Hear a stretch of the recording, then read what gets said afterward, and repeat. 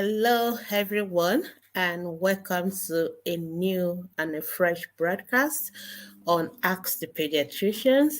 And today we're talking about something very important, something very common in children. We're talking about fevers. I'm sure every mother knows about fever or must have had a child who has had fever.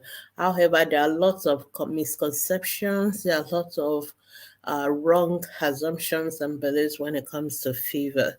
So today we're going to talk about fevers, and then we're going to address all these misconceptions when it comes to fever.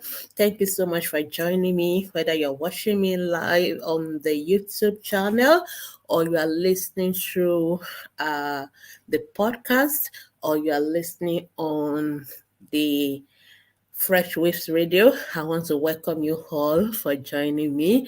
I am Dr. Gbemisola Boyede. I'm a pediatrician and founder, CEO of Ask the Pediatricians Foundation. On Ask the Pediatricians Foundation, our mission is to reduce deaths of children that are due to preventable causes through health education, information, on our social media platforms, and we also do community medical outreaches. And so today's podcast is one of our ways of providing health education to parents to be able to equip them with all that they need to ensure that our children do not die from things that are preventable. So once again, I want to welcome you for joining us today. And remember, if you have any questions on any topic that we discuss on this podcast, feel free to send it to me at Dr. Gbemisola at askthepediatricians.com, or you can actually join our Facebook group, Ask the Pediatricians, where we actually answer questions from Mondays to Friday, Saturdays, 24 hours every day, and you will be glad you did. Well, you can also send your questions to me via email, or if you have any particular topic of children health issues that you would like us to address on this program, feel free to also send it to us via email, and we will try and address them in subsequent session.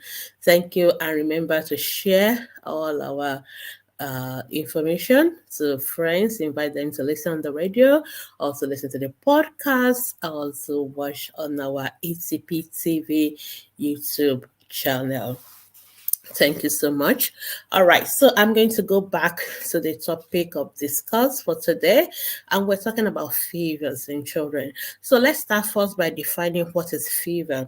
Okay, fever actually means body temperature that is above what is normal. So when the body temperature is above what is normal, then we say a child has fever. So that means that we need to know what is the normal body temperature. So for normal body temperature, we usually say it's a range between 36.5 to 37.4.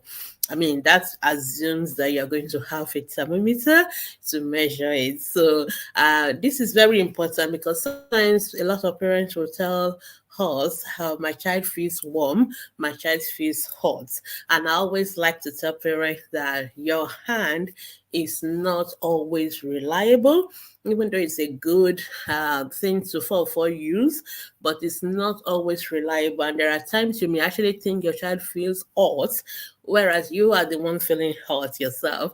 And so that is why we have an instrument that is very, very useful, and that is our thermometer. And I remember in those days, usually only nurses can use the thermometer because they attend to a mercury thermometer, and it's a little bit difficult to read.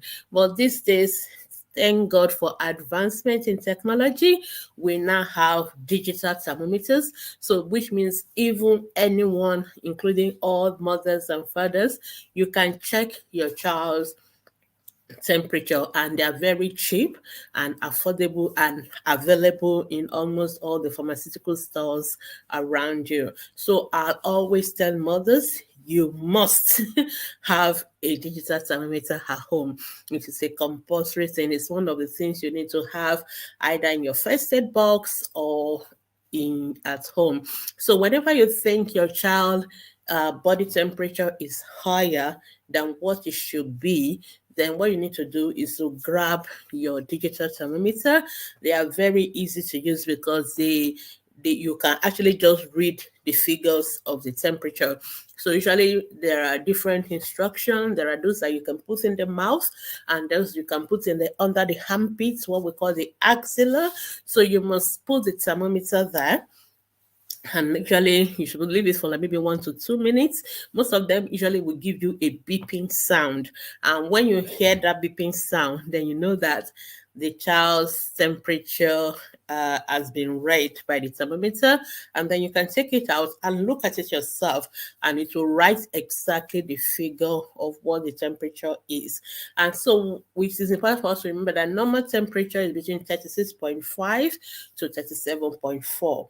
So when that temperature is above 37.4 degrees, we say the child has fever. So anything from 37.5 and higher is fever.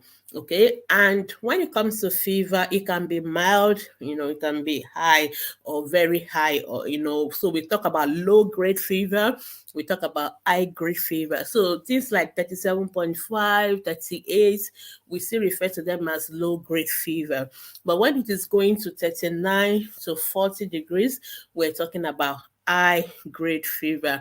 It is important for us to know that, because when fever is low grade, sometimes you can still do things at home and to try and get it down. But when fever is becoming high grade, we're concerned because there are consequences for high grade fever, and one of them which worries us the most is what we call convulsion.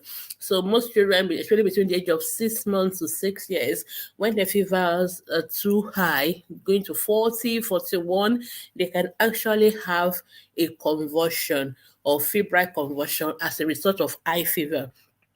And this is something that we don't want to happen. And so that is why it's important for us to know and to do something about fever. So fever is any high body temperature higher than 37.4. It can be low grade, it can be high grade. Now, that is the first thing I want us to know about fever. So usually parents felt or sense that their children has fever because maybe when you touch them or you feel them either on the forehead or on the neck area or the abdomen, you feel that they are hotter to your touch than what they should be. And then you grab your thermometer and then you check it and it is high, and that is what is fever. Now, fever is not a diagnosis. Fever is just a symptom or a sign, depending on whether it is a parent picking it up or it is a health professional. Usually when it is parent that tell us something, we call it symptoms. When we pick it up ourselves, we call it a sign. So it can be either way, but the most important thing is that fever is just telling us something else is going on. The fever itself is not a diagnosis. And especially for my Nigerian speaking audience, because Nigerian living, those who live in Nigeria, we found out that a lot of us, because we have a high prevalence of malaria in Nigeria. Nigeria is very endemic for malaria. One of the earliest or the most common symptom of malaria is fever.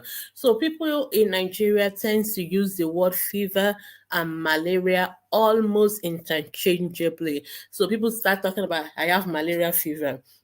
Or when people say I have fever, they actually means they have malaria. Or when they say they have malaria, they mean they have fever. And they use interchangeably because we see people, parents especially, when they say, oh, my child has fever, I'm going to give anti-malaria, because it's as if fever means malaria. And that's because malaria and fever are so rampant. I mean, fever due to malaria is so rampant in Nigeria. But however, I want us to understand that that is not the truth. Fever is not malaria. Okay, you can have fever when you have malaria, but it doesn't mean that every time you have fever it means it is malaria. I need to repeat that again. So fever is a symptom, fever is a sign. The fact that you have fever does not mean you have malaria. when you have malaria, it can show as fever, it can present as fever, but it is not every fever that is malaria. So let's stop using fever and malaria interchangeably, because they are not the same thing. So fever is just a body response. It's just the body reacting to something, and fever is telling us something may be happening. It is just a sign. It is just a symptom of something else. It is not the disease itself. It is not the diagnosis itself. So it is very, very important for us to understand the difference. Okay. So which means that when a child has fever, the question for us is, why is the child having fever? Before we do anything else, apart from the fact that we're trying to bring down the fever, the question we really need to understand is, why is the child having fever? And it may surprise you that it is not every time that children have fever that is because they are sick or they have an illness. Yes, there are other things that can cause fever that are not even sickness. For example, most of us, especially in Nigeria, that when we have babies, we believe that, oh, babies are too, they have to be kept warm and all that. And people will wrap up babies, and they wrap them up too much. And yes, our weather is one of those tropical weather, which means that we tend to have high, temperature weather. And even during this period when we have the hot season, people still wrap up the babies, and no hair blowing in the house, everything, because they're just worried that baby will get cold, and they wrap up the baby so much that baby can actually have a fever from that overwrapping. So because the baby there's not enough ventilation around the baby is overwrapped in a weather that is already very hot, that child can have a fever. So fever can just be due to something we cause, what the professionals will call iatrogenic. In other words, we cause it ourselves by overwrapping the baby. So that is one thing. For example, dehydration can also make children to have fever, like when children have not been drinking water and all that, so they will have fever. The reason why it's important for us to know the cause of a fever is because if you don't know the cause, you will not know how to address it, or you may use the wrong approach. So yes, so that most children having fever is a sign of an illness, but I just want us to also know that there are things that can cause fever. So sometimes when children have fever, the first thing you want to do is actually to cool them off. So you take off, if they are wearing too much layers of clothes or sweaters in a very hot environment, you first just take off those clothes, and then you give them water to drink, because if they are dehydrated as well, they can have fever. This is for children above 6 months old. And you just do that, and you recheck the temperature.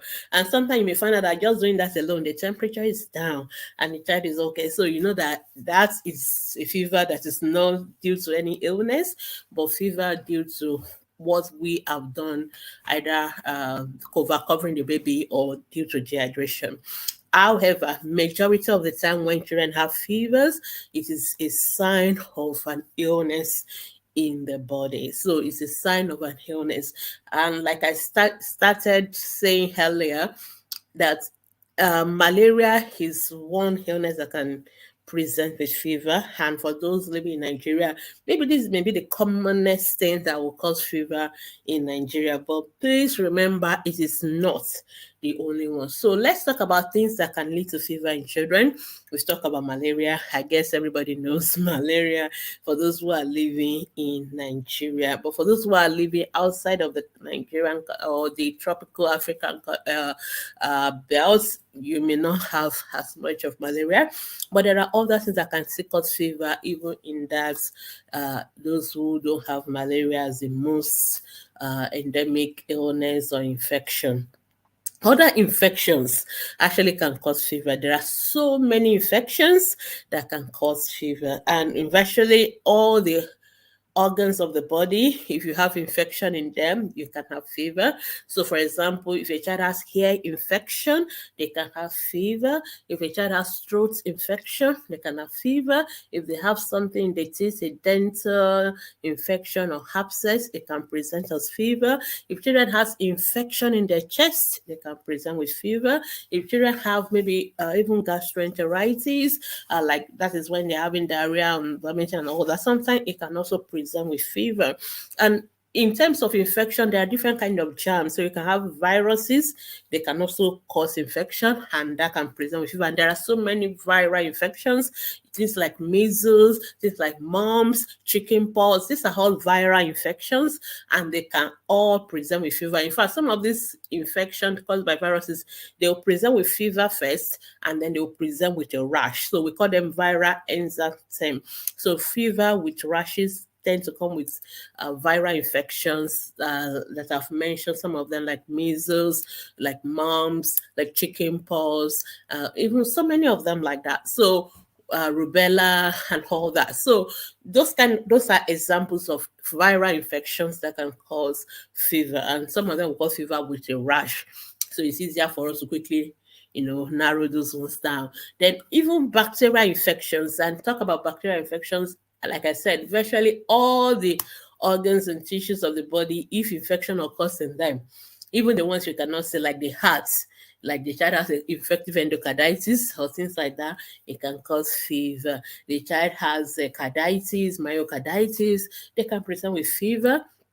The child has infection in the tissues, like the what we call cellulitis, they can present with fever. Children have infection in the bone, like what we call osteomyelitis, they can present with fever. Or in the joints, we call them arthritis, like infective arthritis, they can present with fever. Or children have infection, in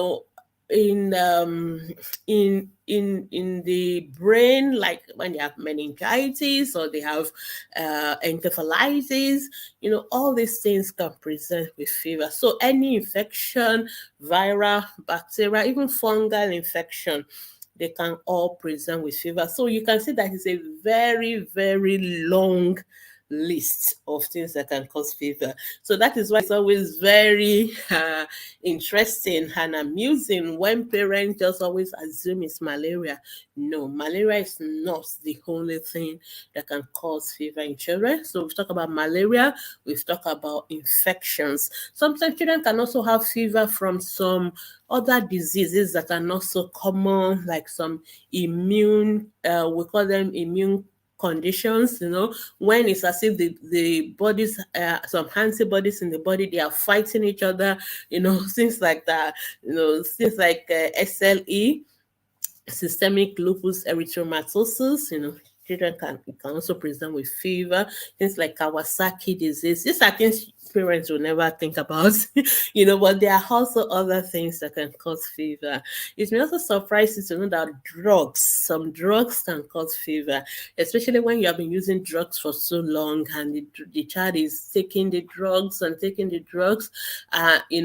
sometimes they can be too much, and then the child can actually present with fever.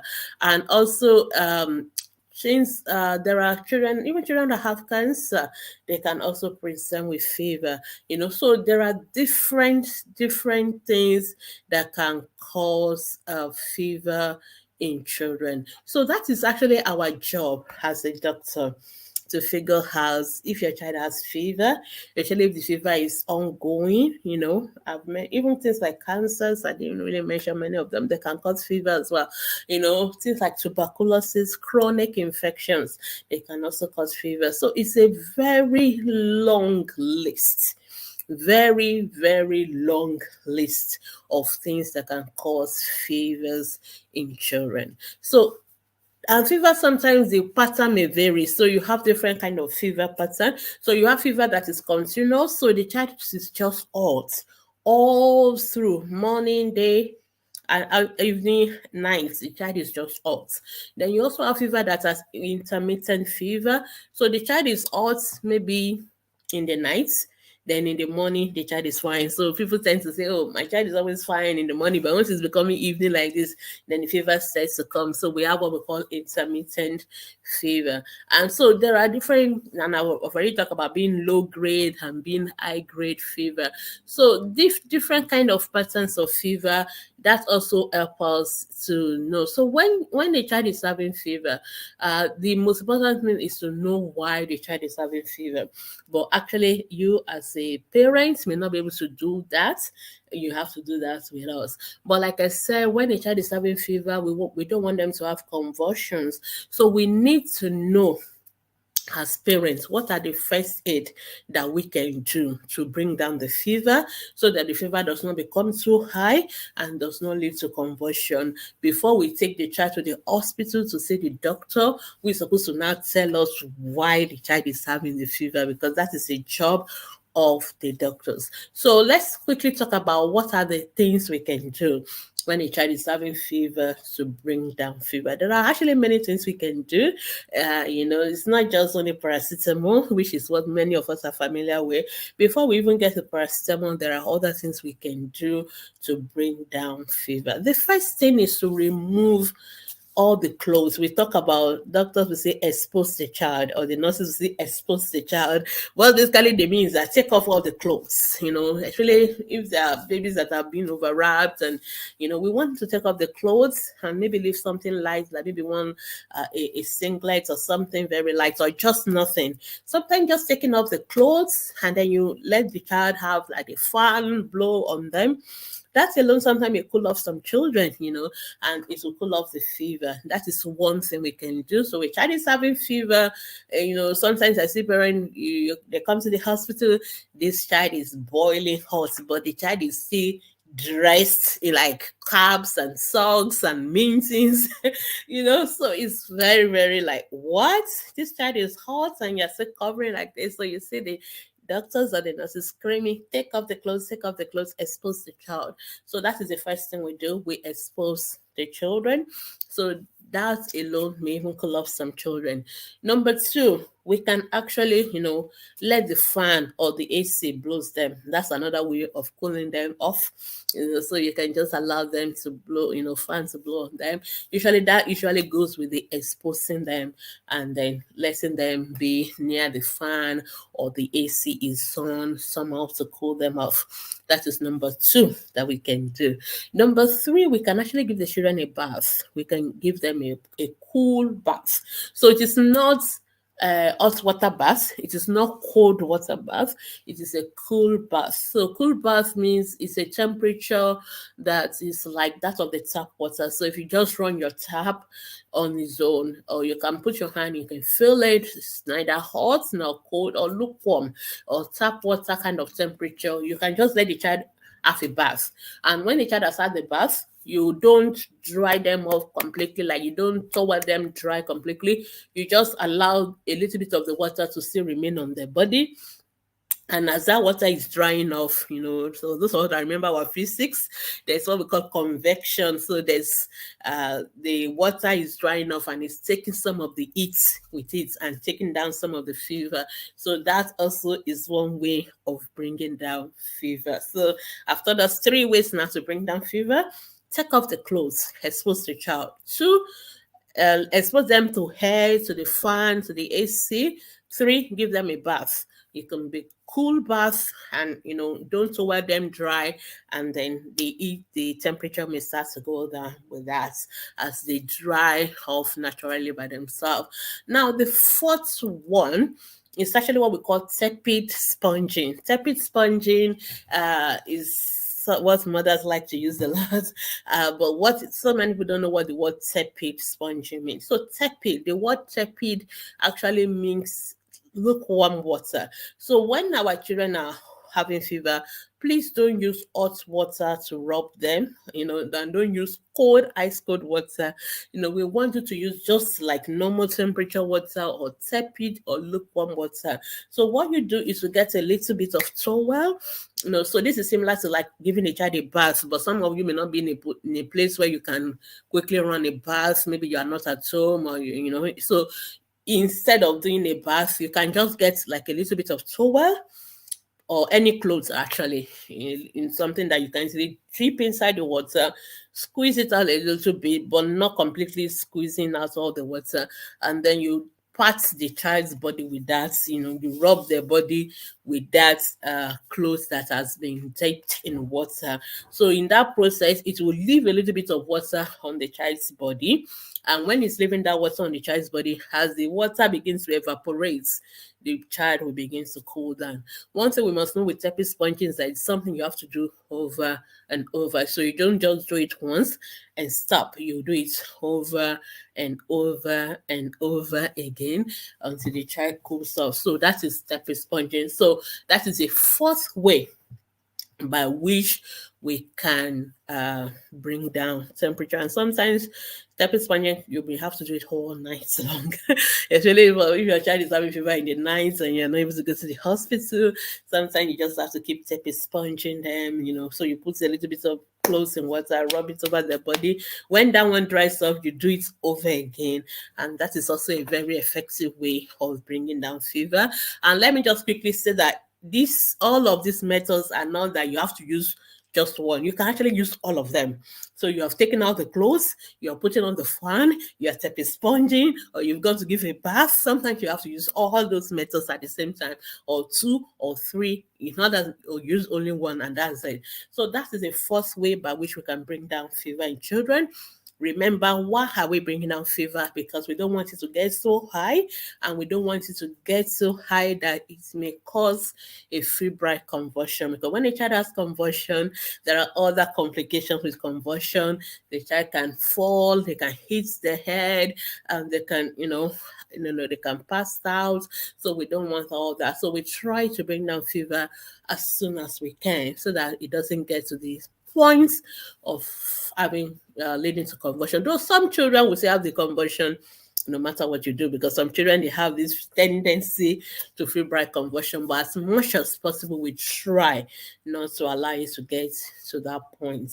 So that is the fourth thing we can do.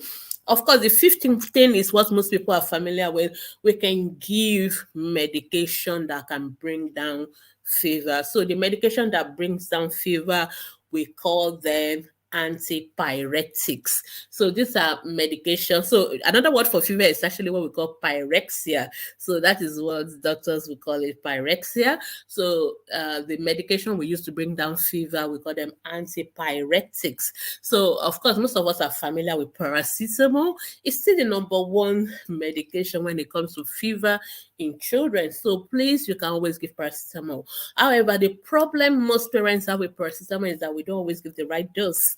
We always give, I think most parents actually give a little less than what the pediatricians would have given. So I know most of you at that time, you don't know the weight of the child, you don't know how they weigh, and you don't be able to calculate the amount of the paracetamol, and the doctor is not there. But most of the time, the manufacturer of those medication for paracetamol, they would have written it that so age to so age give this amount of paracetamol, from this age you give this amount of paracetamol. You can actually follow that recommendations. So but what I would just like to say about that is that for babies, for newborn babies, that is the only people you should be using paracetamol drops, because I see a lot of mothers, even when their children are now 6 months, 7 months, 9 months, they are still using the paracetamol drops that they bought for them as a baby. I forgot to mention that immunization can cause fever. Actually, it's one of the causes of fever that is also important. So it's one of the side effects. For those of you who listen to the broadcast on childhood immunization, and we talk about the side effects of immunization, fever is actually one of them. So it's good that I remember to tell us that. So but you see, some parents go for immunization at 9 months and they are still giving the paracetamol drops, 0.3, 0.6 mils that they were given when the baby was born. That is too small. And if that is too small, it's not going to do anything. The fever is not going to go down. So when it comes to paracetamol, you can give it for fever, but remember, you have to give the right dose. So I was telling parents on ATP, just give paracetamol drops only for newborns 0 to 28 days. That is what we call newborns. Those are the people you should be using paracetamol drops. Once they're about 2 months and above, please switch to the paracetamol syrup. And just like your thermometer, your paracetamol is also one of the things you must always have at home. You must always have it in your first aid box or in your fridge. Always have paracetamol at home. And most children don't like the paracetamol syrup, the bitter one. So there are other ones, the suspension one, that are a little bit better tasting. So you may want to invest in buying the paracetamol suspension rather than the paracetamol syrup. Both of them are good and effective, but from my experience as pediatrician and as a mother too, I know that most children don't like that bitter one. They would rather go for the sweeter ones, the suspension one. And seriously, anything that will make your life easier for me as a pediatrician and as a mom, I recommend that. So go for the paracetamol suspension. Always have it at home. For your older children, you can give them the tablets.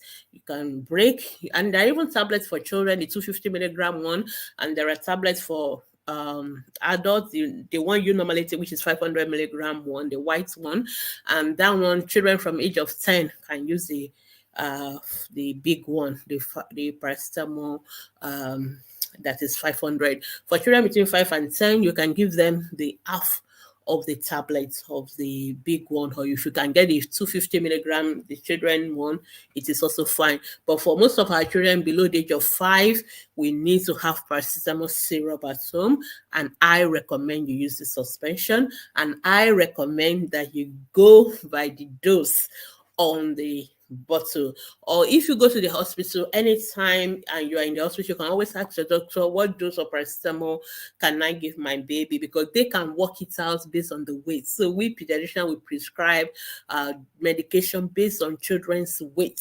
most of the time, not their age. So for example, paracetamol is about 50 milligrams per kilogram. That's what we're going to give to a child. So a child who is 1 year old, weighing 10 kilos, needs 150 milligrams of paracetamol per dose.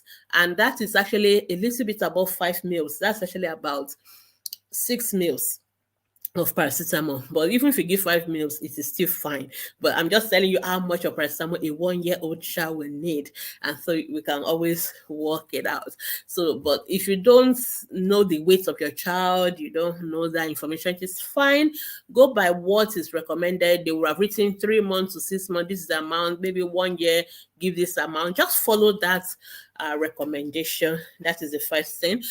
So when you give the paracetamol, remember, or even when you do any of the other methods of bringing down fever, remember to check again the temperature. So it is not like you check it once, you do all your interventions to bring down the fever. You need to check whether it's working or it's not working. So if it is working, the temperature will be coming down. But of course, sometimes it's coming down, then after a while it goes back again, which means we'll keep doing what we've been doing. You take a sponge, you expose, you can give paracetamol. Now, the paracetamol, you can actually repeat it every 6 hours.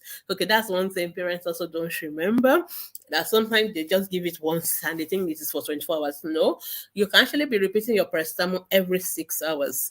So if you check your if you give the paracetamol now, maybe after a few minutes or 1 hour, you check temperature is down, you can check it again. But if you feel the child is hot again, you can repeat paracetamol in 6 hours. Sometimes you can repeat it as early as 4 hours, but I usually prefer parents just do the 6 hours. So you repeat it in 6 hours and you keep on doing it. Usually most temperature will just come down as you're doing this, but some temperature, despite all your intervention, they will come down and they will come up again.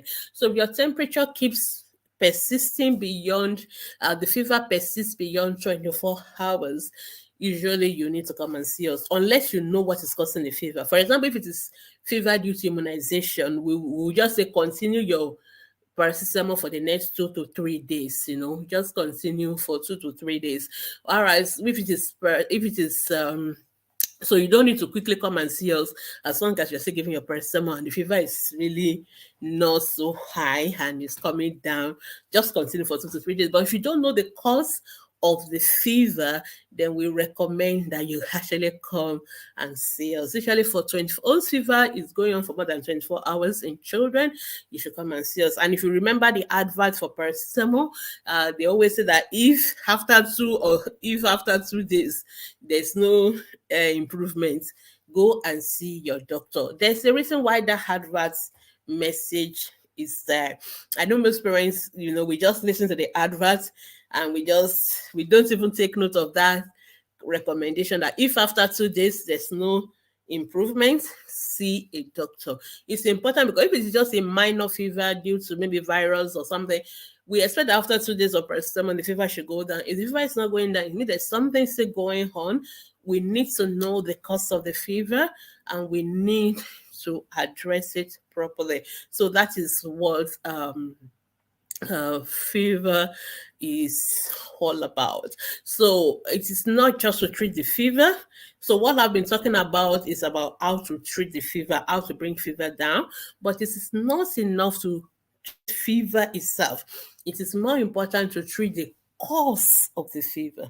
So for example, if your child has malaria, no matter how much paracetamol you give, the child will keep on having fever until we give an anti-malaria to take care of the cause of that fever, because each time the malaria parasites infect the red blood cells and they break, they will release all those things that they release, and those things will make your child start having fever. And some children will have fever with what we call rigor. So they're having fever, they are hot, but they're also shaking as if they are cold.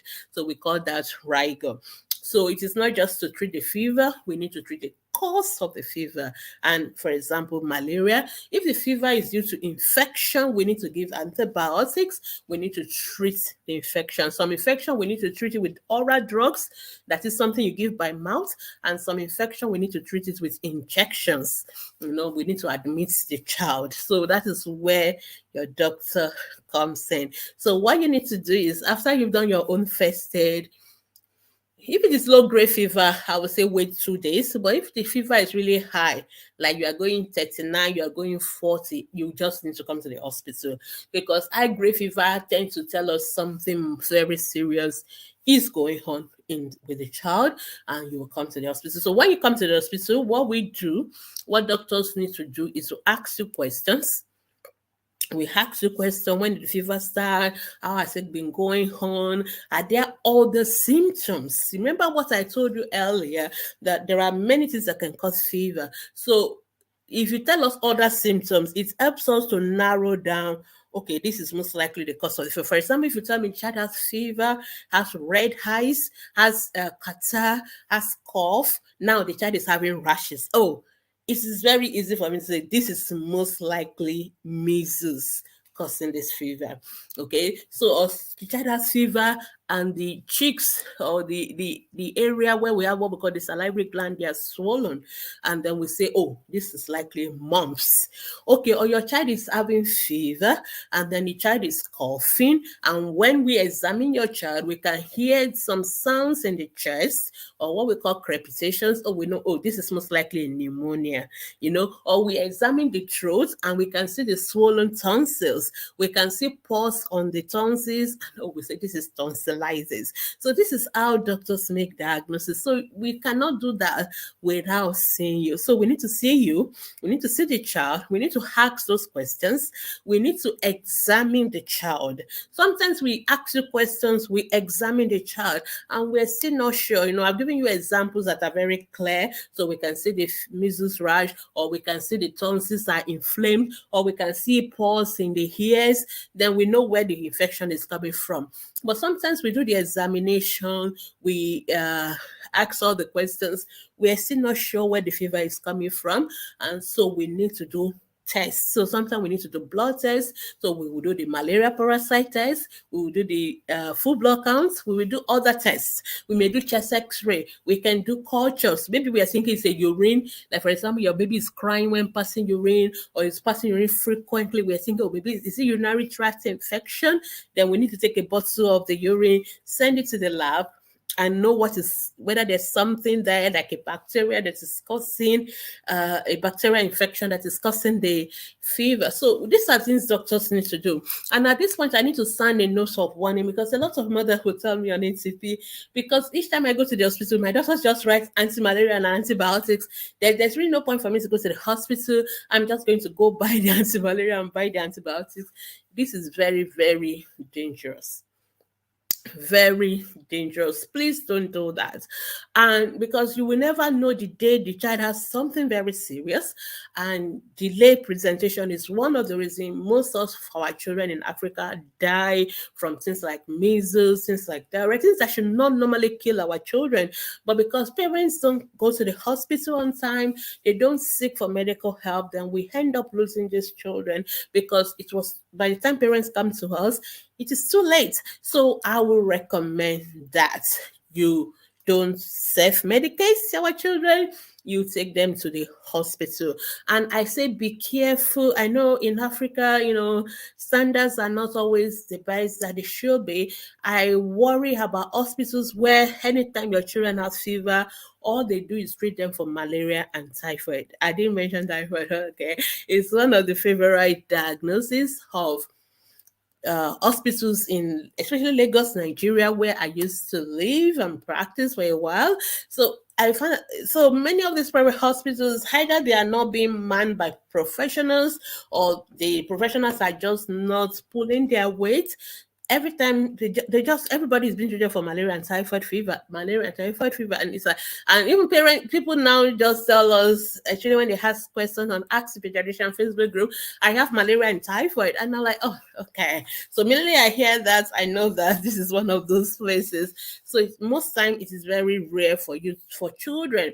Even for you as adults to have two diagnoses at the same time, it's possible, but it is not the typical thing. So it's either you have the malaria or you have another infection, and most of the time the infection is not typhoid fever.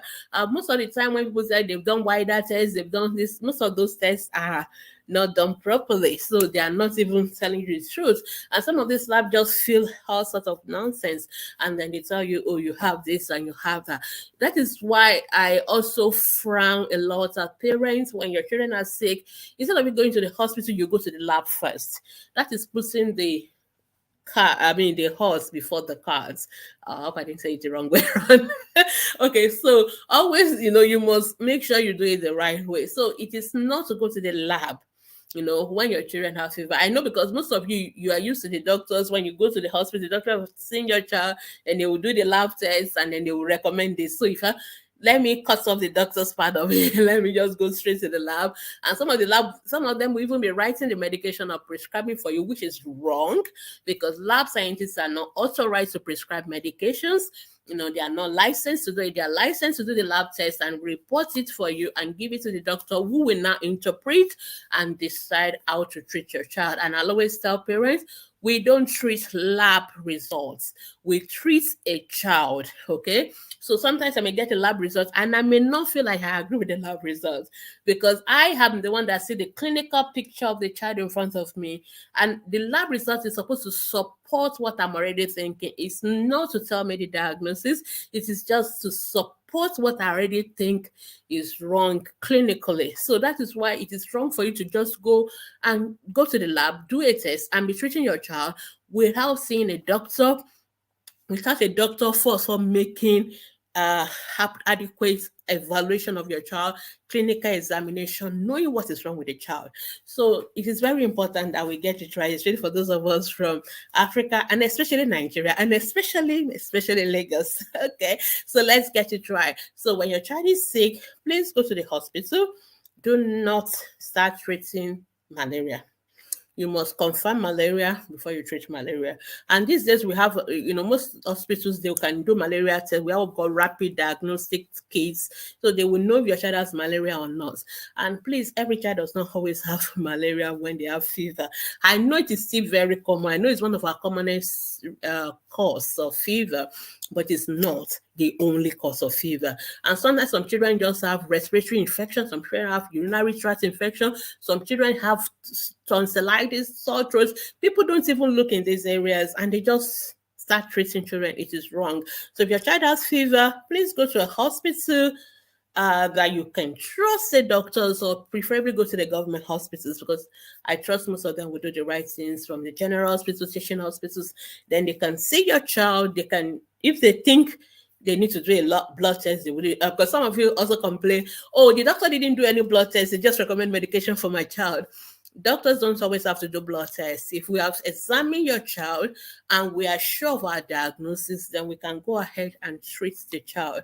We sometimes we do the blood test to confirm what we're already suspecting, or if we are not sure, it will help us. So we need to do the clinical evaluation, do blood tests or any other laboratory tests if necessary, and then we recommend the appropriate medication. This is how to manage fever.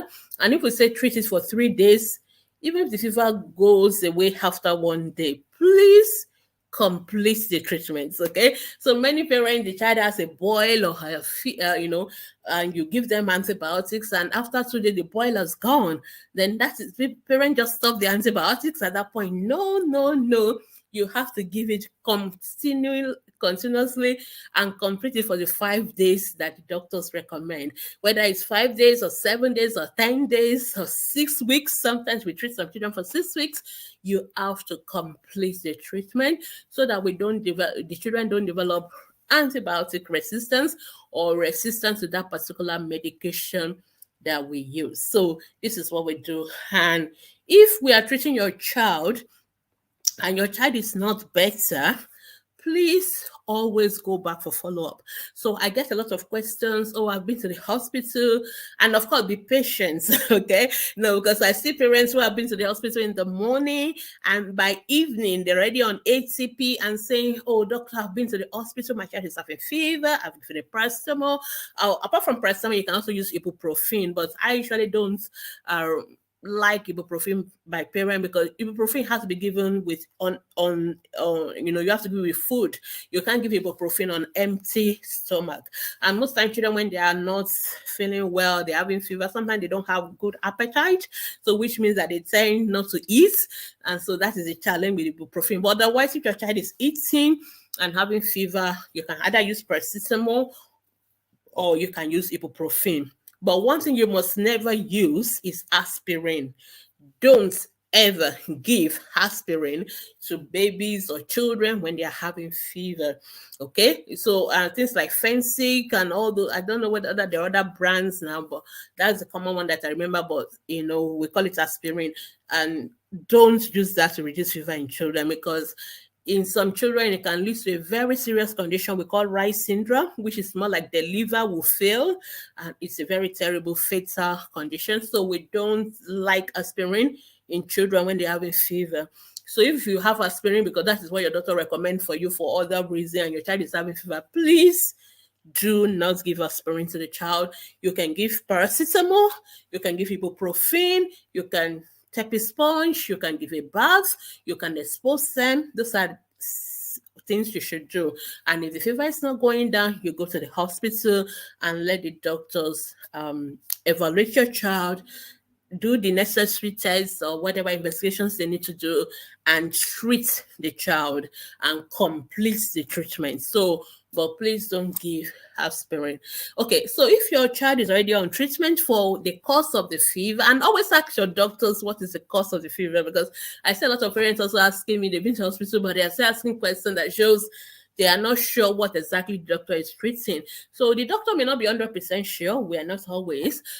We are not oracles, but we have an idea what we're suspecting. And sometimes the way medical practice works, we may suspect 3 or 4 things. Okay, we will suspect 3 or 4 things, but we may go with the first one, which we think is the most likely. So we start treating your child for what we think is the most likely. However, if your child is not better, you have to go back to the doctor, because if the doctor is already treating what you think is most likely and the child is not better, then the doctor can reevaluate the child, reevaluate his or her diagnosis, and decide, okay, maybe it is actually not my first differential. We call them differential diagnosis. We think, oh, maybe it's not the first one. Maybe I should think of the second one, So, and then the doctor may need to make adjustments to their plan and all that. So this is how medical practice works. So the fact that you are been to the hospital and the doctor is treating your child and your child is not getting better, does not mean that doctor does not know work, or does not mean that doctor does not know what they're doing. Sometimes, like I told you, we always have to have like 2, 3, or 4 things can present in a similar way, and we have to go with what we think in our judgment, clinical judgment, is the most likely, and start dealing with that. And the fact that if it works, then we know we're correct. Sometimes if it doesn't work, then we know that, okay, maybe it's not the first one. Maybe we have to go for the second one. So sometimes the lab tests and all that may help us, but sometimes they are not always also helpful as well. So we have to still use our clinical judgment. But like I said, don't jump to conclusion after 24 hours, or even so some mothers have given anti-malaria. They've given, let's say malaria is even the cause of this fever, and you've given your first dose of non-lance, or what's the other one that people gave, Coartem or whatever. So you've given the first dose and the fever is still continuing. That does not mean it is not working. So don't panic. I always tell everyone, the disease is not starting one day. So it's not going to go in one day. So you have to be patient. And actually, my home recommendation is at least 24 hours or 48 hours. Use your treatment first. You should still be doing all the things you're doing. You can still be giving your paracetamol for the fever. You can still be tapping sponging while you are giving the other drugs that your doctor gave you for the cause of the fever. So you are doing the treatment for the fever and the treatment for the cause of the fever at the same time.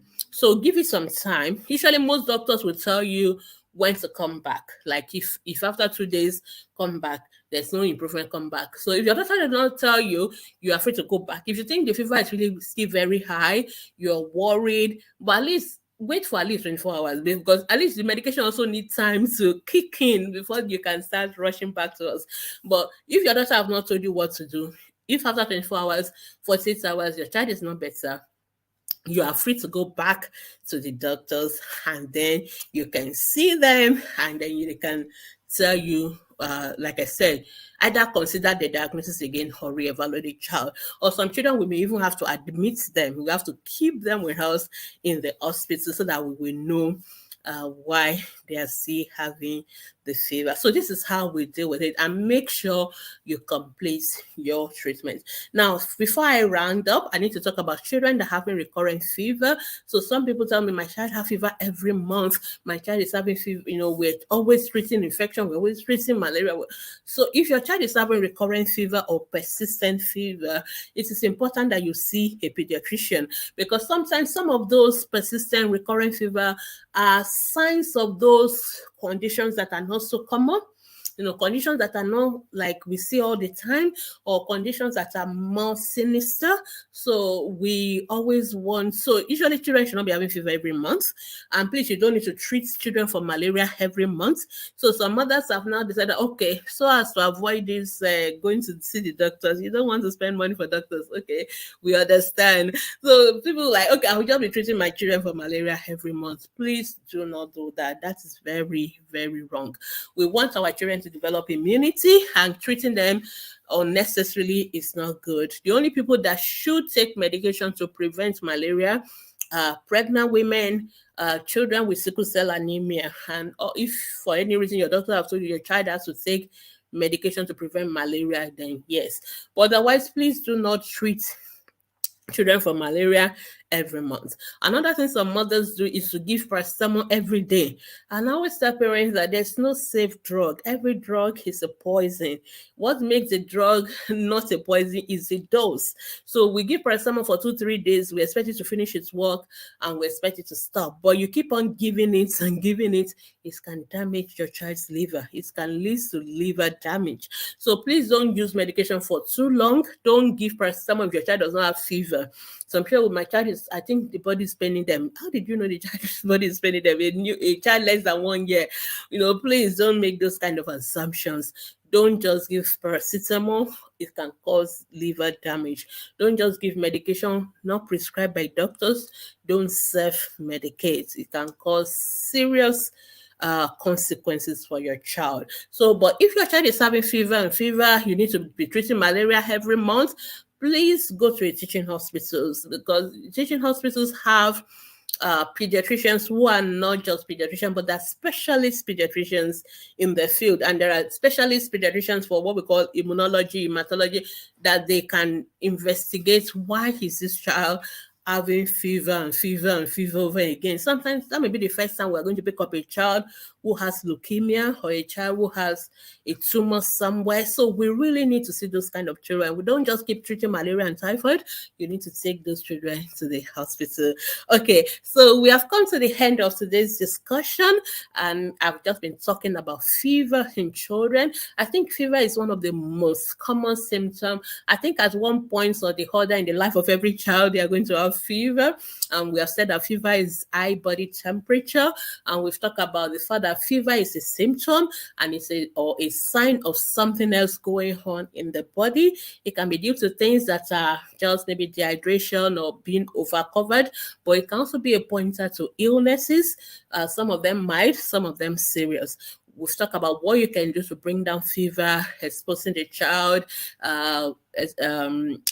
giving them a bath, sponging them, give them antipyretics like paracetamol and ibuprofen, and more importantly, going to the hospital to know the cause of the fever and to get the underlying cause of the fever treated. And if your child is having fever going on for too long, please see a pediatrician, preferably one in a tertiary level hospital where they can do extensive investigations, and so that they will know what is really causing that fever and they can deal with it appropriately. More importantly, we don't want fever to go so high so it doesn't lead to febrile convulsion. However, if your child still always have convulsion because of fever, then you need to see a pediatrician as well, because there are other tricks that we can do, treatment that we can institute for such children, so that when they have fever, they don't end up having convulsions. So at this point, I just want to say thank you so much for listening to me. If you have any questions about fever, feel free to send it to us on Dr. Gbemisola at askthepediatricians.com. And of course, you can always ask your question on my Facebook group, on Ask the Pediatricians Facebook group. You can always watch all these videos of this broadcast on FTP TV on YouTube, and you can also follow my podcast on Ask Dr. Gbemi ATP. And of course, you can always listen to this program as well on Fresh Waves Radio on Thursday at 10 a.m. Every Thursday. So thank you so much for listening to me, and I just want to wish you a very wonderful day. Bye for now. Bye.